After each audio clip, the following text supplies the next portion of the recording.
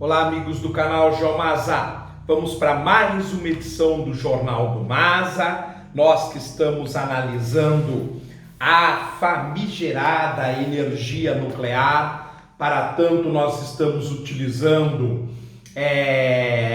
o dossiê super interessante de janeiro de 2020, edição 411A, onde nós falamos sobre toda a história da energia nuclear. Molhou um pouco aqui a revista, eu estou passando algo tentando secá-la, por isso que eu estou demorando um pouco. Mas vamos já imediatamente continuar a nossa análise e a próxima parte chama-se da teoria prática, a década das bombas, que foi escrita pelo editor Tiago Cordeiro. Entre o começo dos anos 1950 e o início dos anos 1960, Estados Unidos e União Soviética produziram milhares de armas nucleares cada vez mais potentes. E aqui nós vemos um dos testes no atol de Bikini, no Oceano Pacífico. Eu vou aproximar ainda mais a foto da câmera para que vocês possam ver. E ela tem como legenda: teste realizado pelos Estados Unidos no atol de Bikini em julho de 1948, portanto 3 anos após a bomba Trinity, a primeira bomba nuclear. E aqui nós já tínhamos bombas atômicas, não de dezenas de quilotons, mas de centenas de quilotons, pelo menos 10 vezes mais poderosas do que aquelas que foram atiradas sobre Hiroshima e Nagasaki. Em agosto de 1945, só existiam 2 bombas atômicas no mundo.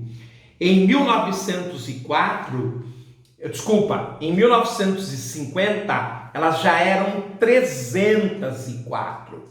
Em 1955, haviam se multiplicado por 8 e chegado a 2.636. Então, como vocês podem ver, vivíamos uma verdadeira guerra armamentista.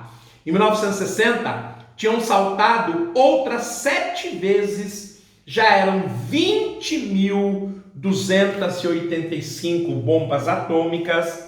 E, meus amigos, isto inaugura a desenfreada corrida armamentista que deu ao mundo a capacidade de se destruir 70 vezes. Olha a insanidade, a loucura que o homem fez, gastando em dinheiro de hoje, de 1945 a 1991, o período da Guerra Fria, o equivalente a $1 trilhão por ano.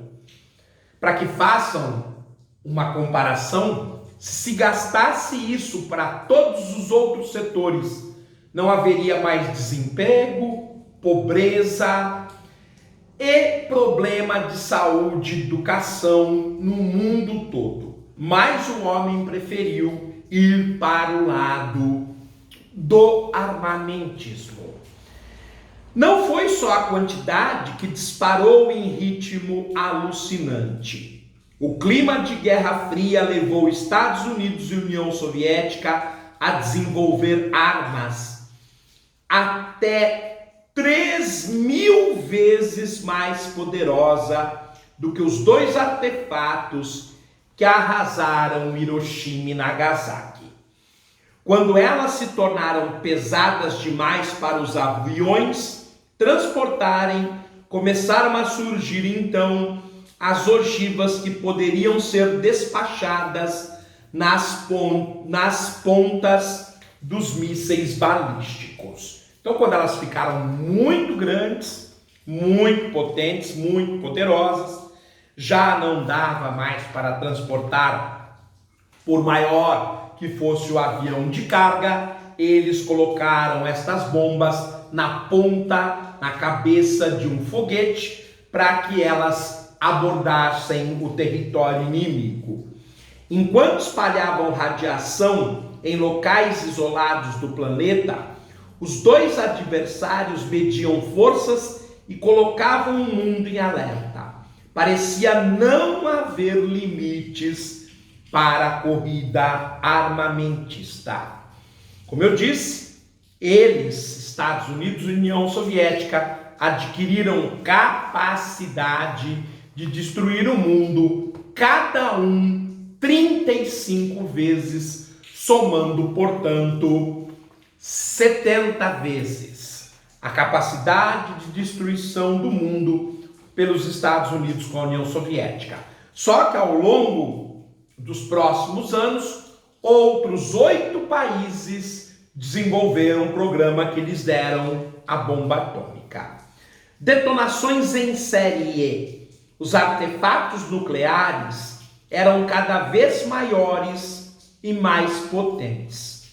Por exemplo, a MK-17, a maior bomba nuclear produzida pelos Estados Unidos, até hoje pesava 18 toneladas e tinha de 10 a 15 megatons, o equivalente a 10 a 15 milhões de toneladas de dinamite. A bomba que caiu em Hiroshima, a Little Boy, tinha 13 quilotons. A que caiu em Nagasaki, Fat Man, ela tinha 20 quilotons. Portanto, a bomba MK-17 tinha a potência equivalente a 1000 vezes o poder de destruição das bombas de Hiroshima e Nagasaki na média. Os americanos produziram mais 200 unidades da MK-17. Para testar modelos desse porte, era preciso utilizar até 5 paraquedas a fim de reduzir a velocidade da queda e preservar a saúde dos pilotos, uma vez que ao lançá-las em um bombardeiro, eles precisavam fazer o retorno em direção à base. Então a manobra, ela precisava preservar esses pilotos. Então o lançamento teria que ser feito no ponto, mas retardado pelos 5 paraquedas. O que nem sempre dava certo. Os casos de danos físicos em militares provocados pela radiação e pela detonação se multiplicaram. E há quem diga que isso era feito de propósito para se ver o poder de destruição no organismo humano. Se não havia grandes cuidados com os pilotos, a atenção com os moradores dos campos de teste era menor ainda.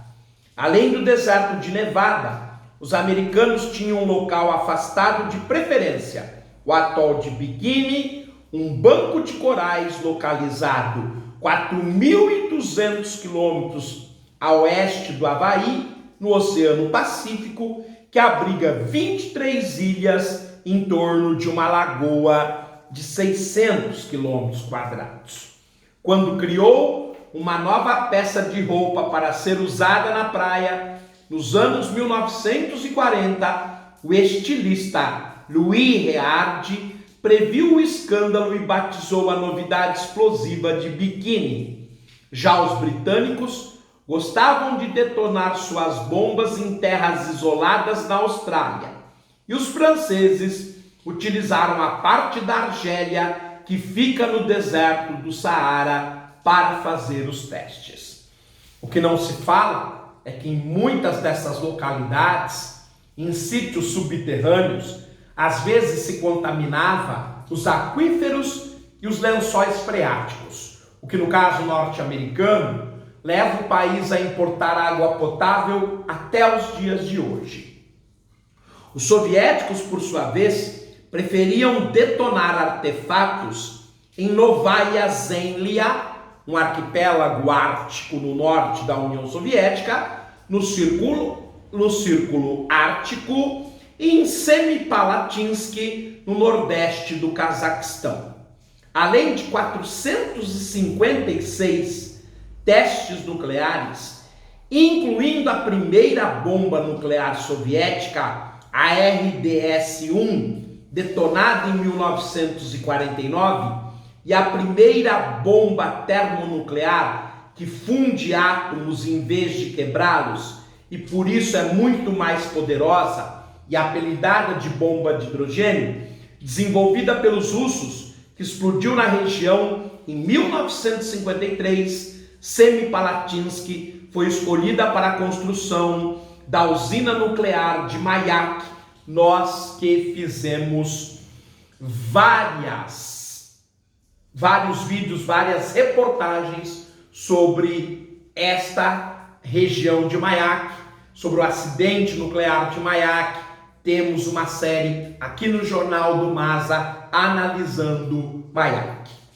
A instalação ficaria conhecida por seu longo histórico de vazamentos e acidentes, o mais recente deles em 2017. E aqui você poderá, no Jornal do MASA,